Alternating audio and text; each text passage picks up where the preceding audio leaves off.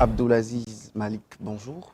Bonjour, monsieur le journaliste. Vous êtes le directeur de la planification de l'administration et des finances du ministère du Travail et de la fonction publique. Nous allons parler du code d'éthique et des valeurs de l'administration publique. Déjà, avec la Constitution, les devoirs de la charge, le statut général de la fonction publique et toutes les règles qui régissent le service public, pourquoi encore un décret pour code d'éthique? Merci, monsieur le journaliste. Bonjour ou bonsoir, chers téléspectateurs, selon l'heure que vous nous recevez là.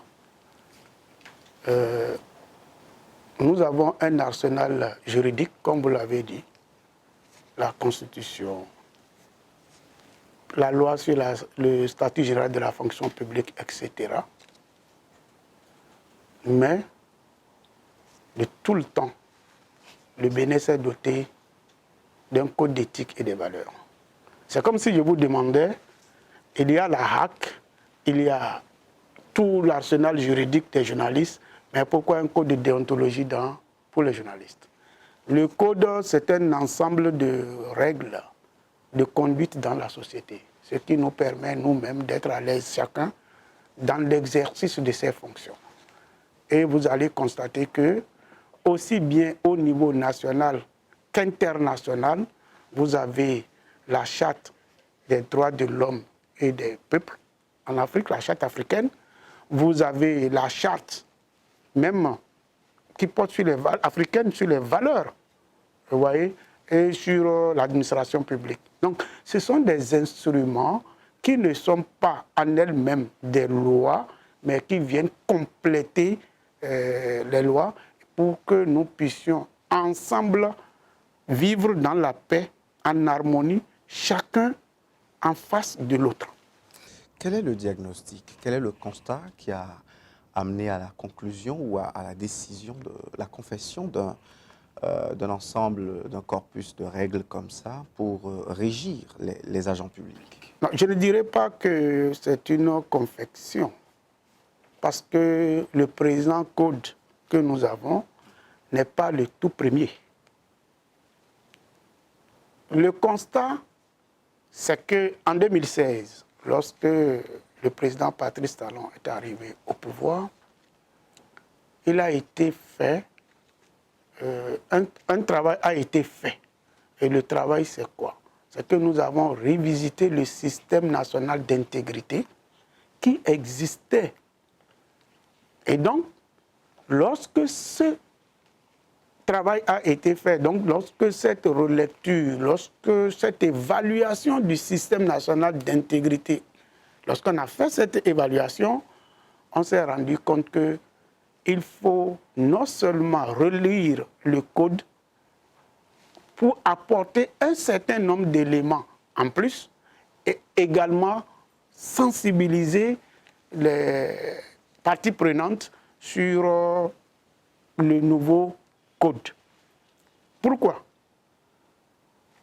Qu'on se rappelle que les premières luttes contre la corruption au Bénin, c'est depuis le président Romadebé que ça a commencé. Il est le tout premier à mettre le pied dans cette fourmilière, parce que lutter contre la corruption, ce n'est pas une chose facile.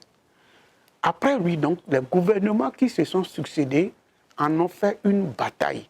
Il y a aujourd'hui des noms au Bénin qu'on ne peut pas, même un enfant au primaire, lorsque vous lui dites docteur Jean-Baptiste Elias, il sait de qui vous parlez. Lorsque nous prenons les anciens, ils vont vous raconter plein d'histoires sur la corruption et les effets de la corruption au Bénin. Alors, non seulement la corruption, il y a notre comportement en tant qu'agent public.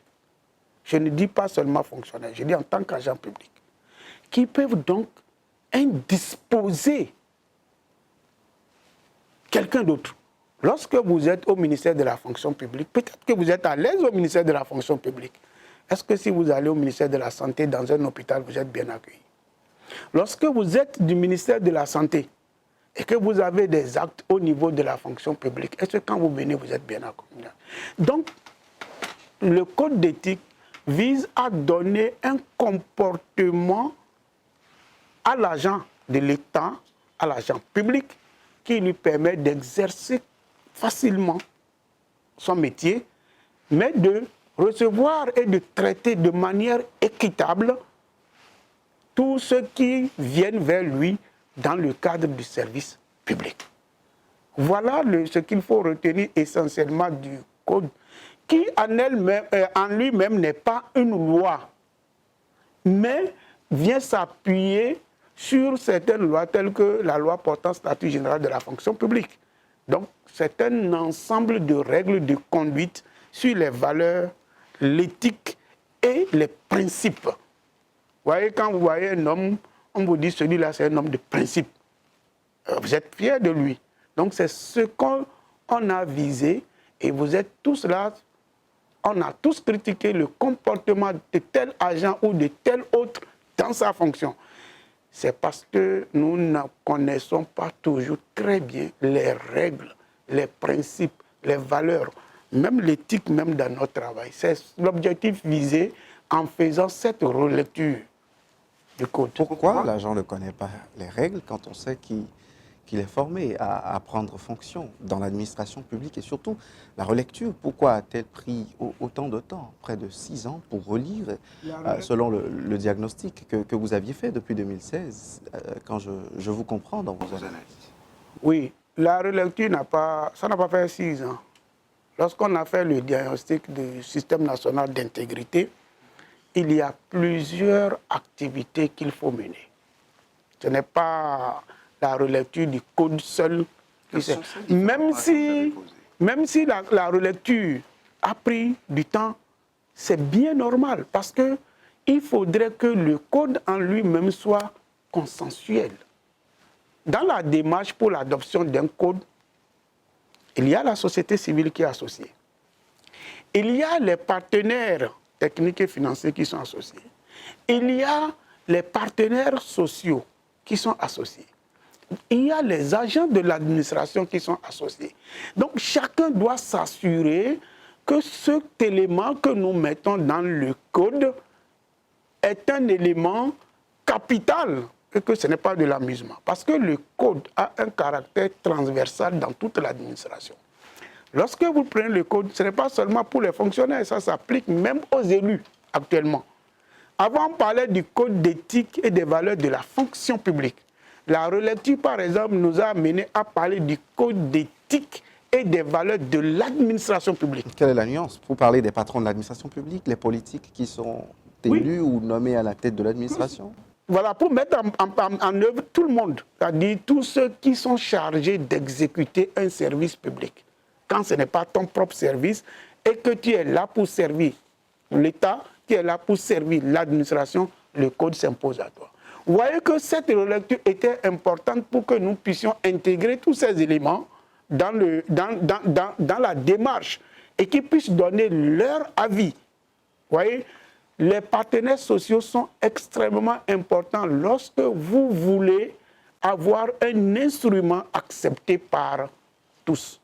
Et donc, lorsque nous allons aborder certainement, je suppose qu'on aura le temps d'aborder les nouveautés apportées par ce code, vous verrez un certain nombre d'éléments qui nécessitaient une démarche consensuelle.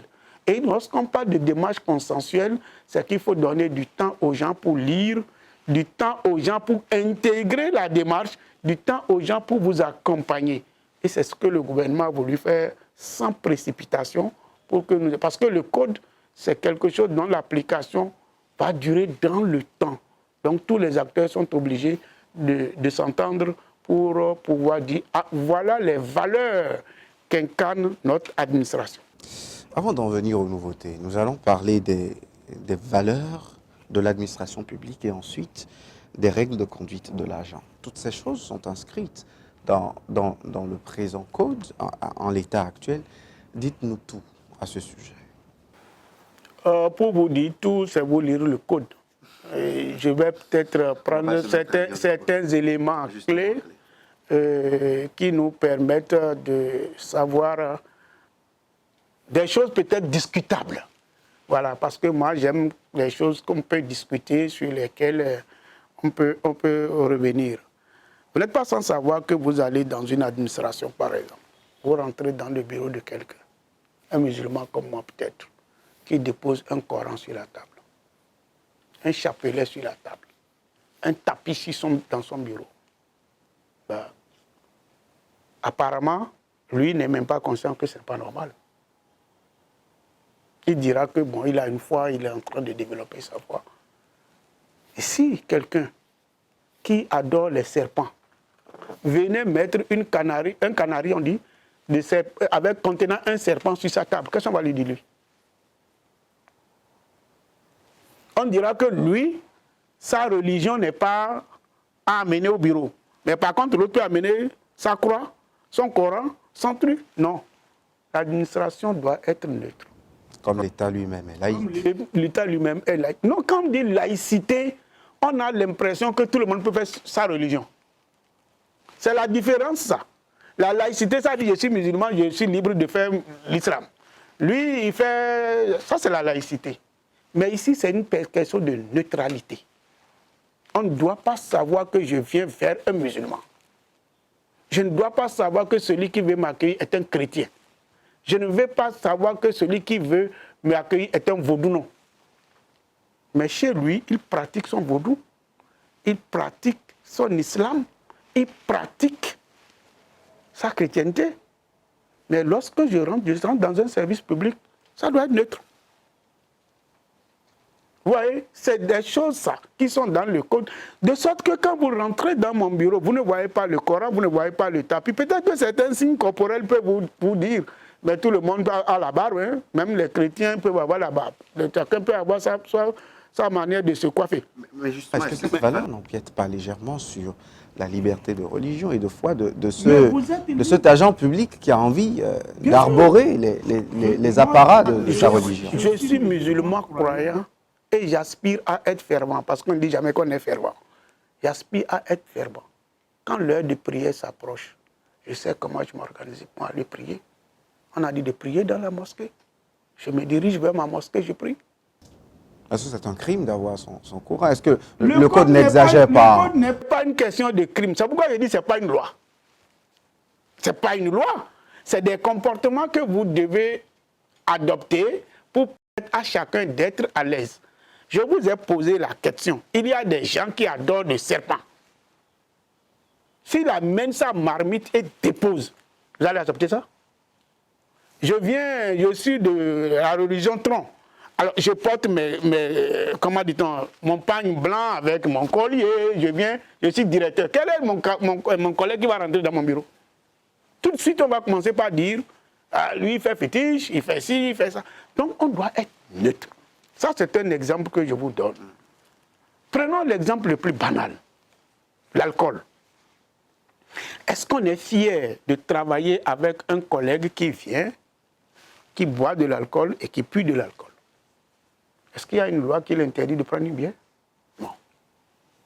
On ne vous interdit pas de prendre, vous êtes libre d'aller prendre une bière. Donc l'agent mais public vous n'est pas devez interdit. le prendre de sorte que vous ne soyez pas en train de puer, d'avoir une odeur qui embête les autres qui arrivent dans... Alors lorsqu'on s'entend sur ces genres de valeurs-là, l'agent qui vient au bureau sait qu'il ne doit pas sentir de l'alcool. Il doit être lucide.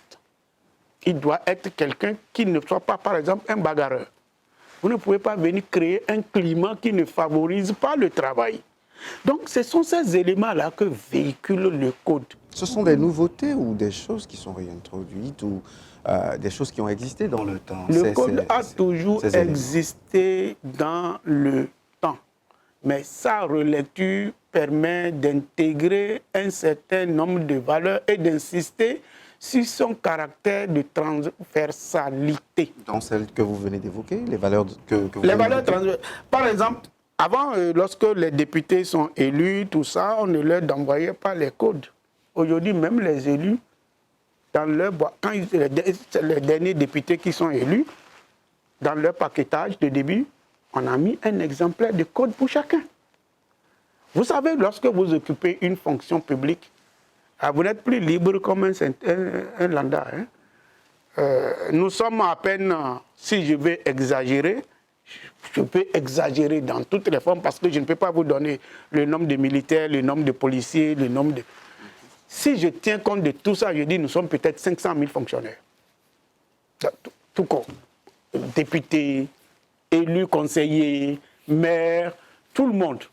Nous sommes 500 000. Si le Bénin n'a que 10 millions d'habitants, vous savez que nous sommes à plus de 12 millions d'habitants. Mais je garde 10 millions. 500 000 personnes qui gèrent tout ce qui appartient à 10 millions de personnes.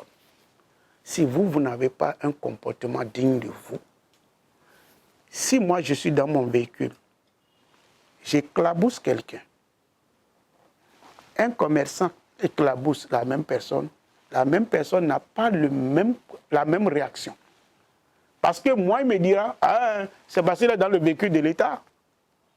Vous voyez, le code, ce n'est pas seulement au bureau, même dans votre comportement sociétal. Aujourd'hui, un ministre ne veut pas se comporter de la même manière que le commerçant, même s'ils ont la même capacité financière. Le ministre doit savoir comment se conduire. Le député n'est plus n'importe qui. Le maire n'est plus... Mais pourtant, c'est les mêmes personnes qui ont les mêmes libertés.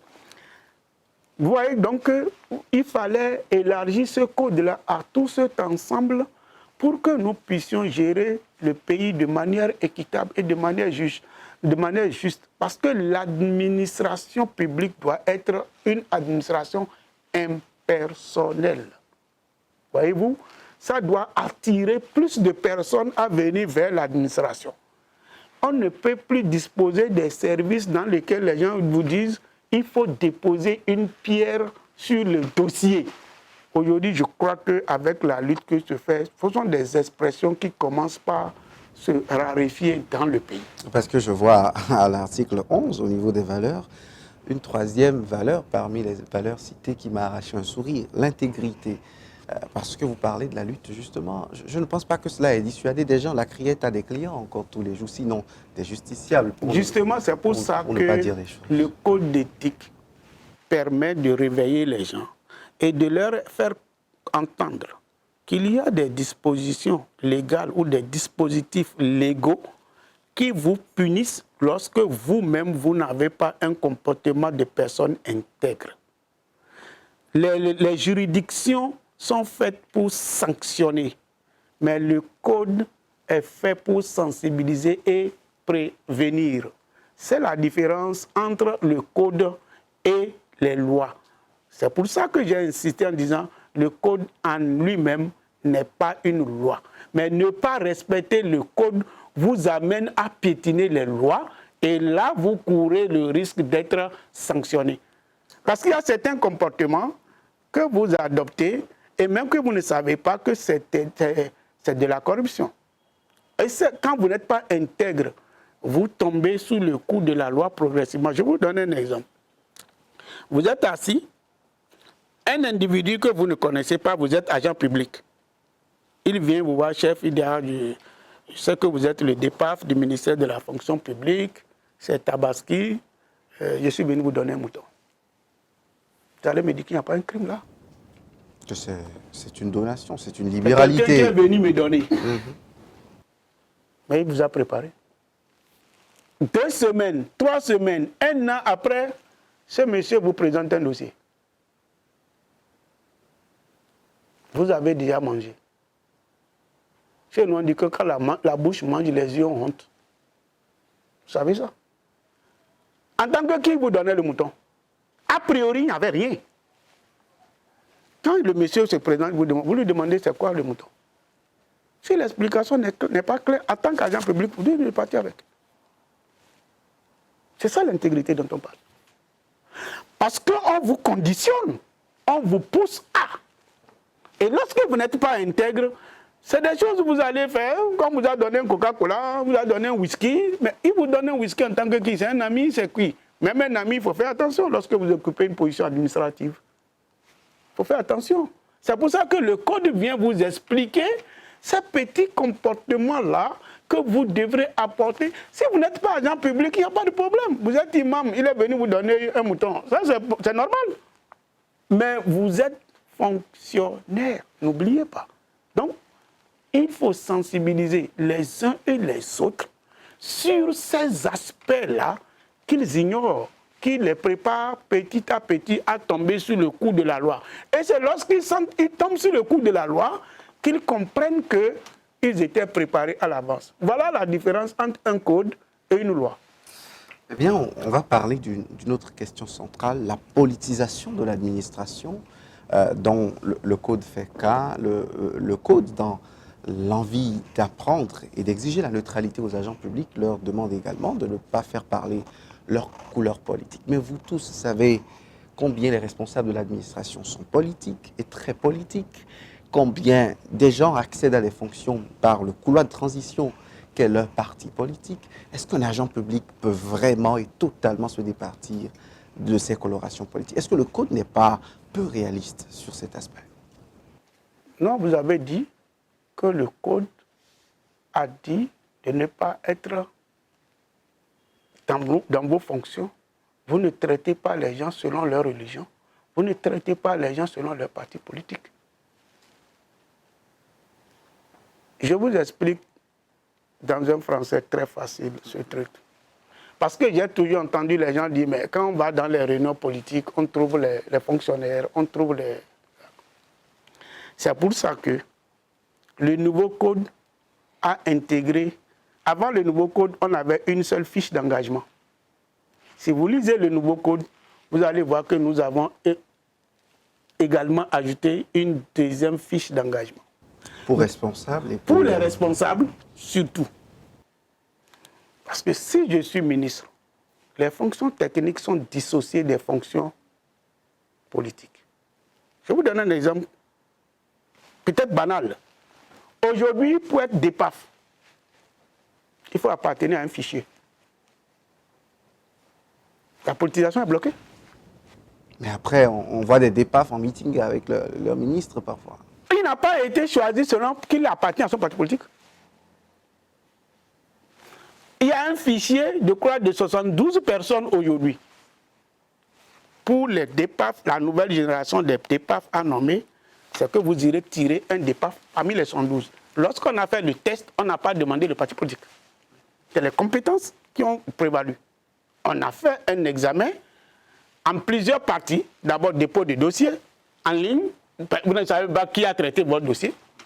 Les dossiers ont été étudiés. On a été soumis à un examen écrit.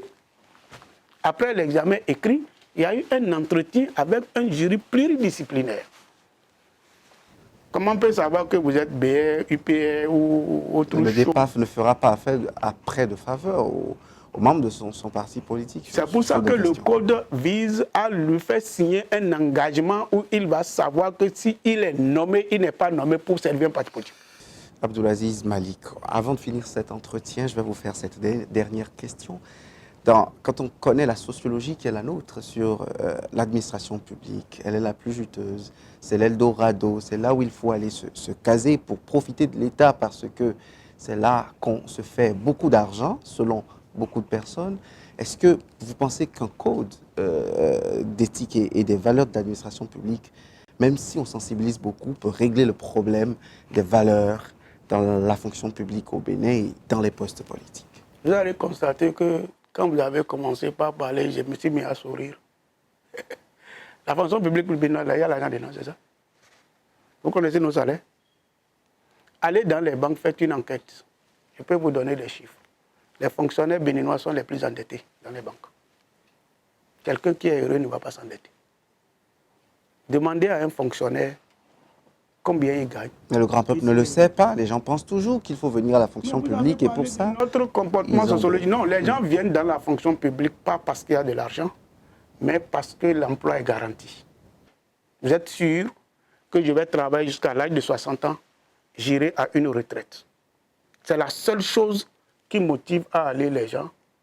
Si le Béninois trouve une fonction dans une entreprise publique, il ne vient pas dans la fonction publique.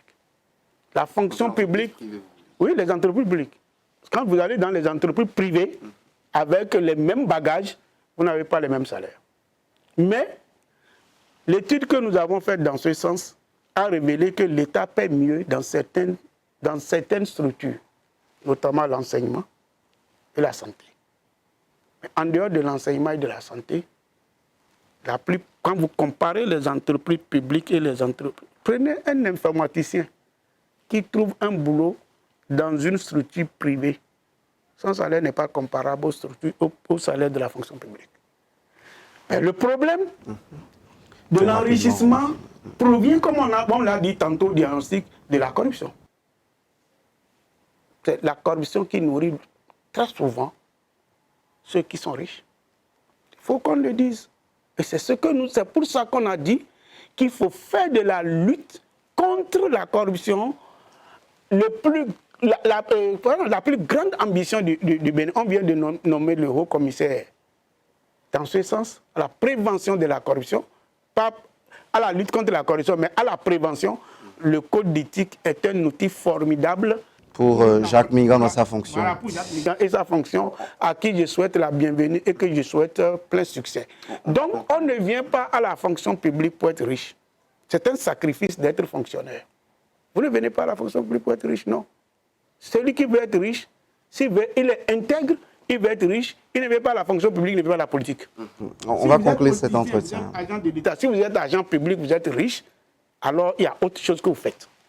On va conclure cet entretien. Le code, comment on le dissémine? Comment est-ce qu'on le met dans la tête des agents publics? Ils ont ces engagements à signer, ils le signent déjà. Comment est-ce que dans la pratique, vous vulgarisez davantage ce code pour que dans les pratiques, on ait des agents publics plus exemplaires? Le code doit être vu comme nos livres sacrés, le Coran, la Bible. On n'a jamais fini de lire la Bible. On n'a jamais fini de parler du Coran. Parce que c'est des comportements de l'homme. Il faut faire en sorte que l'homme puisse se doter des valeurs. L'homme puisse adopter un comportement éthique. Donc c'est une sensibilisation à longue durée. Et nous avons commencé cela en faisant en sorte que dans chaque commune, vous avez un agent de la mairie et un agent de la société civile actuellement qui sont formés pour sensibiliser les gens en continu sur les codes d'éthique et des valeurs. Il suffit seulement de les solliciter, ils vont aller vous sensibiliser votre équipe. Actuellement, nous engageons des discussions avec des ministères, ministère de l'économie et des finances, ministère, etc. Donc, on discute avec les gens pour rappeler cela. Le comportement, les bonnes valeurs ne sont pas des choses inconnues par qui que ce soit. Chez nous, on dit que quand tu fais du bien, tu marches sous le soleil. Mais quand tu te caches dans la nuit pour faire, c'est parce que toi-même tu sais que ce n'est pas bien. Donc ce que tu fais, tu le fais devant tout le monde, tu es fier de le faire. Ce qui n'est pas bon, toi-même tu sais. C'est de mener les gens à mettre en pratique. Mais il faut les avertir. Lorsque vous ne respectez pas le code, vous tombez sous le coup de la loi. Lorsque vous voyez les deux fiches qu'on a adoptées, on a mis là, comme vous l'avez dit, j'exhorte les agents à signer ces fiches.